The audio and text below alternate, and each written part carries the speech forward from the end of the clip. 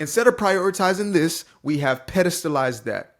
We call this a pick me and we call that a girl boss. And this has become the trendy, the normalized. This has become the quote unquote cultural norm. This right here. That's the biggest problem within our community. The fact that this woman, who is a wife and a mother, is seen as problematic. As a matter of fact, this morning I put out a TikTok speaking on this exact subject, and let me read out this message from a young lady. This was one of the first comments within like the first 20 minutes of this post being out. She said, I wanted to be a wife my whole life, and I was shamed every step of the way. Now I don't give a about girl bossing and being hot. I want to be a family woman. This is a young black woman who said that. So there's a lot of y'all who getting offended, who are still going with the program. Go ahead and enjoy whatever is left on that Democratic plantation for you. But as of right now, let's get into this video right here. So I'm starting to like do this little thing where I use my phone a little more. Just because I have it, why would I not integrate it into these videos and make my life easier? So we're going to get into a video. And I'm going to give my little 2 cents as we break it down. Yes, there is an app that allows you to see a map of registered sex offenders in your area, and that's called the Newsbreak. Why y'all show me that though? Okay, let's. The culture in which they grew up was not the culture in which black kids grew up in America today. So they had. There's no gangster rap that was pervasively available in Germany. It's not being black, it's a way of life. Unfortunately, the way of life is being celebrated. The average Whoa. Go back. We're trying to read that quote, brother. We're trying to read that quote. I know the education system has failed a lot of us, so let me go ahead and read this for some of y'all who might be partially illiterate. Let me go ahead. It's not being black. It's not being black. It's a way of life. So he's speaking of what the actual overarching issue is in the black community. Unfortunately, the way of life is being celebrated not only in rap music, but among the intellectia. Ooh, that's a word right there. Or intelligentsia. I say intellectia. Look at me. I'm dyslexia is what kicked in right there. But among the intelligentsia is a way of life that leads to a lot of very big problems for most people. The thing I love about Thomas Sowell is he is genuinely one of the most brilliant minds, even into his old age. Yet, he says things simply, and that's how you know somebody truly understands the subject. If they can break something down colloquially, as opposed to having to be so abstract, they actually understand the issue. So let's get into it. I mean, the average of black kid today, I think, is probably better off, certainly materially, than, say, Ben Carson was when he was growing up. Ben Carson, the famous Black surgeon at Johns Hopkins. Right. Who is immensely accomplished in every way. Yes. Right. I would say that certainly the black kids who are growing up today have a higher material standard of living than I had. The difference was that the schools were good when I came along. They were especially good in New York at that time, hard as that is to believe. But the kids who grew up in that same place where I lived, they will not get that same education. Now that can be blamed on somebody, but it has very little to do with what happened 100 or 200 years ago. And it's true in other countries. I mean, in Nigeria, for example, there's a tribe, the Igbos, who are living in one of the least fertile parts of Nigeria, who were in fact enslaved in centuries past by other tribes and so on. When the British moved in and set up schools, the Igbos went for the schools. By the time Nigeria became independent, the Igbos had climbed above the other groups that had been ahead of them to begin with. But there are all kinds of cross currents of factors. The particular culture, or the particular geography, you run through the whole list of them. You cite, in Intellectuals and Race, you cite an observation by the intelligence expert, IQ scientist, James Flynn, that just stopped me cold. After the Second World War, you've got large numbers of American troops remaining in Germany. For that matter, there's still several tens of thousands there today. And both black and white American soldiers had children with German women. And Flynn discovered that those children growing up in Germany showed no IQ differences at all. The black kids and Yeah, this entire argument of it's been an IQ, it's an IQ problem. No, it is a value system problem. Again, he's going to get obviously deeper into this.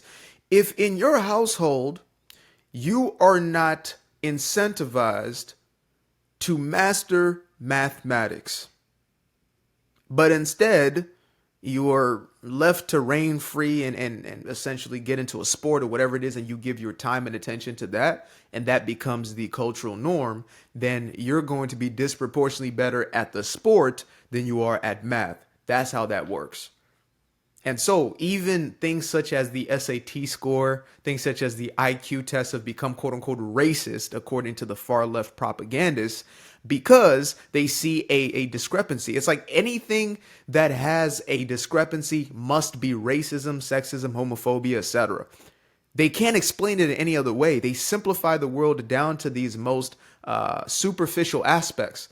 Oh, the wage gap, that's sexism and misogyny. No, it's the fact that you guys aren't getting into the actual data, which will show you that if you did hour per hour, if you did within the very same industry in the very same position, you're going to see the exact same pay. Once you start getting a group of data points together, randomized, and you're not counting for these other aspects of what are these two people prioritizing. Women become mothers. Women have less hours that they probably work because, of their families, etc. When you start to factor those things in, even within the same industry, let's say, you will start to see a very different story. So there are disingenuous ways that the propaganda machine kind of emotionalizes people with this information.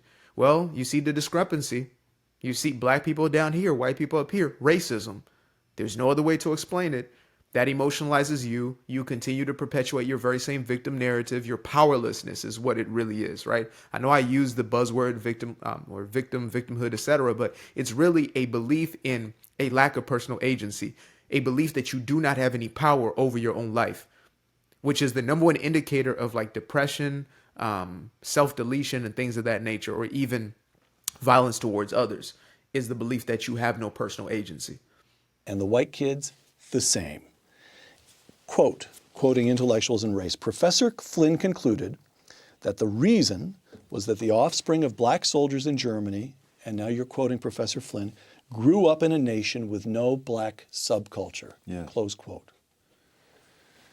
Which means what? Which means they experienced exactly the same expectations. Is this No. The expectations are external. The culture in which they grew up was not the culture in which black kids grew up in America today. So they had. There's no gangster rap that was pervasively available in Germany. So here's what I'm getting. There is something about black subculture in America today that holds African Americans themselves back? Yes. In fact, I went into this in a previous book on which about black rednecks and white liberals, because that same subculture. Let's talk about two of your books here. Go ahead. Because that very same subculture held whites in the South back as well. That in the time this mental testing in the First World War turned up, among other things, the fact that whites from various 4 or 5 southern states scored lower on the mental test than blacks from 4 or 5 northern states. And so it really was a question of the subculture that was there, which was a handicap to both. All right. And so whose job is it to say, wrong subculture, folks, you're harming yourselves? Well, I would think in an ideal world that intellectuals might take on that task, but the world that we live in, I've noticed, is not ideal. All right. What is to be done? I believe the quote unquote intellectuals have become so hung up in that ideology, right? They're looking to be a part of that fold, to virtue signal, etc. I saw a statistic recently. It said for every one conservative professor, there is around 140 liberal professors. Yeah. Out of a room of 100 of these individuals, there will be 0.75 conservatives in that room. Insanity. And they love to talk about the echo chamber. They are the quintessential epitome of an echo chamber in these universities. Take a look at President Lyndon Johnson speaking at Howard University in 1965. Oh, yes. But freedom is not enough. You do not wipe away the scars of centuries by saying now, you are free to go where you want and do as you desire and choose the leaders you please. You do not take a person who for years has been hobbled by chains and liberate him, bringing up to the starting line of a race, and then say, you are free to compete with all the others, and still justly believe that you have been completely fair. It's pathetic. It's not a question of, there's no you who has the control to be completely fair or completely unfair.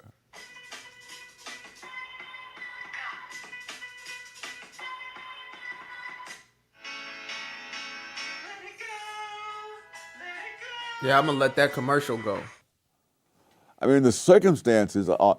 So someone once criticized the mental tests on grounds that the tests were unfair. And I think it was David Reisman who said, the tests are not unfair. Life is unfair, and the tests are measuring the results. But who has control of life? Mind you, I didn't know if he was going to get into the LBJ situation. So LBJ, the man who's given that speech, was the president who stepped into office after JFK's assassination, the man who was forced into signing the Civil Rights Act. And I say forced because the bill had already passed through the House and the Senate with the majority Republican House and Senate, right? I've done a multitude of videos now on the history of the Republican Party, so you can go ahead and do that and get yourself, caught up on some of these things. But as far as LBJ was a well-known racist. He was at the beginning of his life, and he ended his life the same way. But he was also a wise serpent. He was a smart snake, that guy. He understood that since black folk are going to be integrated, we might as well pander to them. We might as well have them believe that we're the ones to vote for. As a matter of fact, he was quoted as saying, we're going to have these niggers voting Democrat for the next 60 years. As he was signing the paperwork. So looks like his prophecy came true, because we're in 2024 and finally there is some semblance of a shift that is happening.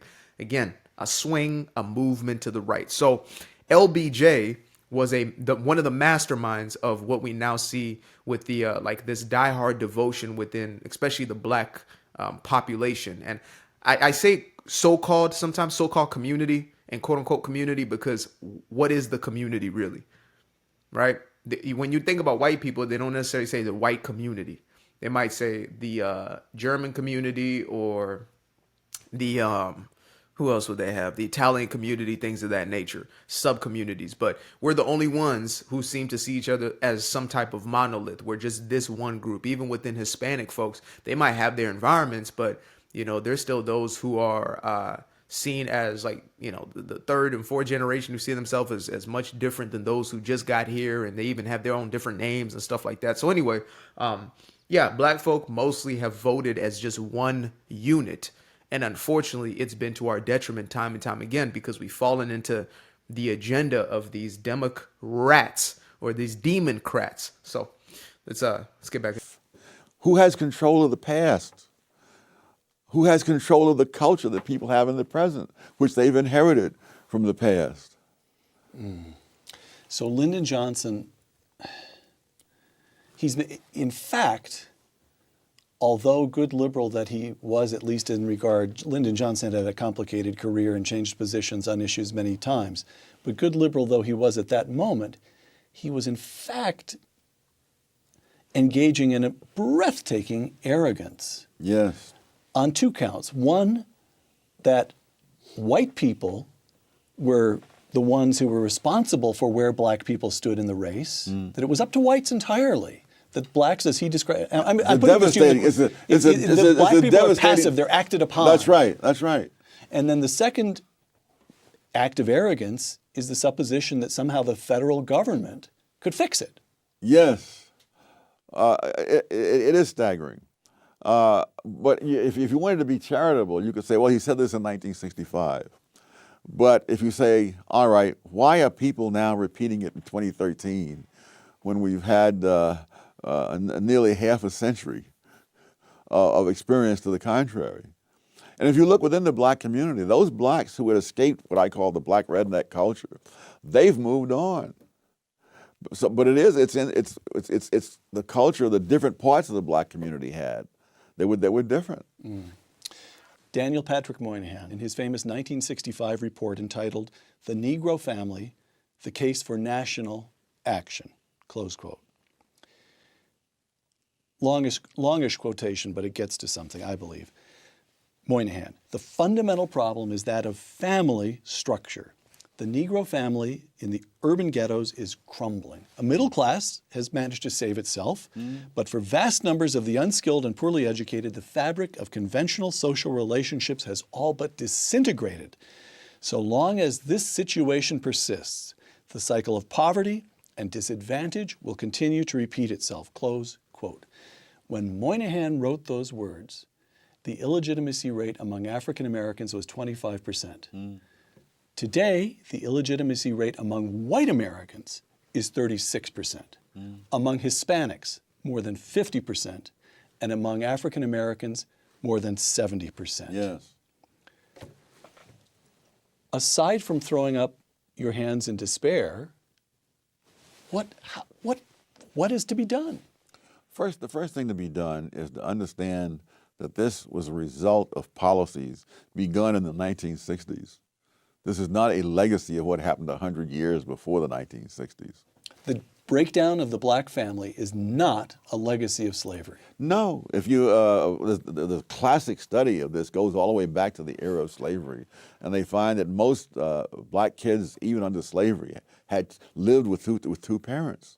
And that was true all the way up until the 1960s. And so if you really want to find out what's changed, it has changed since the 1960s. And the fact that whites now have a higher rate of illegitimacy than blacks had when Moynihan wrote suggests that this is something that spreads out. But if you look at something else, if you look at those blacks, look at black husband-wife families, the poverty rate among such families has been in single digits every year since 1994.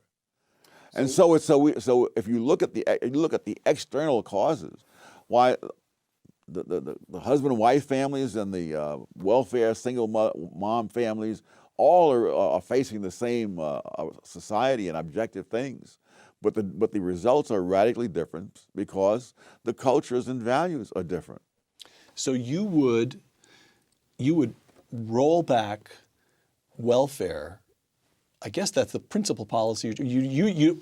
So what would Tom Sowell do? One, you'd eliminate welfare, you'd reform welfare. What would you do? Roll it back. All right.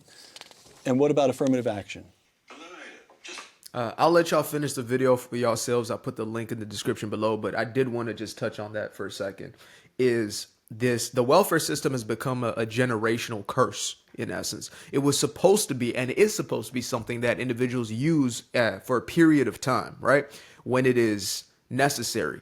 But instead, we have seen multi-generational, like Section 8 housing, where the children and the children's children and the children's children are raised in Section 8 housing, as opposed to there being an incentive. Because there is no incentive. If you grow up in such an environment and you're told that this is the norm and that this is what you should aspire for and that this is who we are and all we can ever be, and then you have these external messages coming in to say, yeah, just the racist system is on your head and you can't make anything of yourself. You're only going to have 1 out of every 100, if that, who are going to make it out of that environment. And those end up being the very same people who come out of that and leave those environments and make something else of themselves, who take themselves off of welfare, who don't continue to essentially milk the system past the necessary and need point, right? You might have a part of your life, a section of your life where you need them food stamps, you need whatever it is just to get yourself by. Maybe you got the kids, whatever it is, right? You got to make things happen. But those who are Those who aren't stuck in this loop, in this victim narrative, are going to look to empower themselves, to uplift themselves from that situation. You know, it's amazing how these sayings like lift yourself up by the bootstraps all of a sudden became a racist terminology, when in truth it's just saying you have the ability to do something about your situation. And anybody who tells you otherwise doesn't actually love you. They don't actually care about you. They're looking to control you or get something up out of you. Usually money if it's a race hustler, and a vote if it's a Democrat. Simple as that. So appreciate y'all for tuning in. Till the next time. I used to be afraid of the dark, a place unknown like a heart in their heart. I used to see my life in the bar. Now the kids unchained, every shackle is lost. 2 steps in the moonlight, 2 step in the daytime. You just know when it feel right. You got a feeling the time's not. See you through those shades that I just threw on. Through my lenses, you just can't do no wrong. I fell in love with myself again. I fell in love with myself. I fell in love with the sunshine. I fell in love with the light. I fell in love with the full moon. I fell in love with the night. I can see the light again. I can see the light. You can see the life in him illuminate the night. I know the time is taking. A 365, that's a